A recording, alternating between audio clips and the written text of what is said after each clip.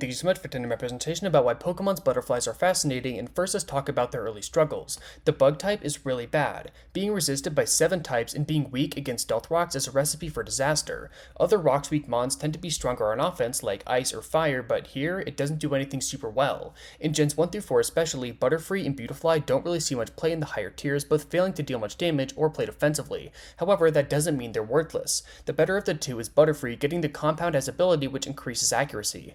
Finally, this makes its sleep powders nearly 100% accurate. Butterfree is usable in Gen 4 UU. It's a workable lead, actually using Choice Scarf to outspeed. The butterflies are only ever used down in the lower tiers, but doing something at all is an accomplishment to say the very least. Sadly, Beautifly is the odd one out, never getting anything anywhere to make it strong. Swarm isn't necessarily a bad ability, but it doesn't really help anywhere important. This issue is exacerbated by its new Gen 5 ability, Rivalry. This has always been pretty niche, increasing damage against Pokemon with the same gender and reducing against opposite gender Pokemon.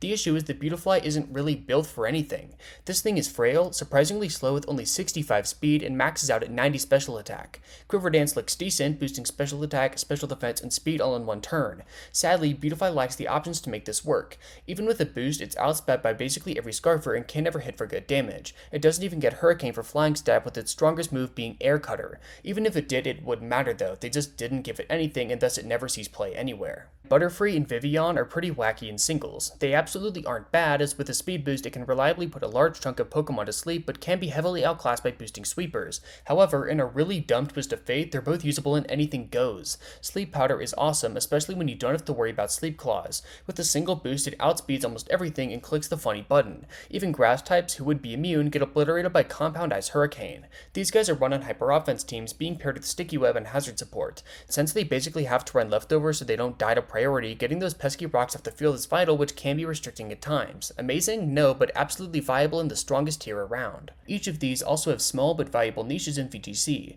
At the start of Gen 8, Butterfree could be used as a sleep supporter with great power in Gigantamax. It takes advantage of the amazing move Pollen Puff. This heals the team up by 50%, especially viable in a lower powered format like this. At the Oceania International Championships, 7-year-old junior Simone Lim took the Ages Division title using Butterfree. Fun fact, this is one of my favorite VGC sets of all time, largely because I watched it after getting fucking heart surgery.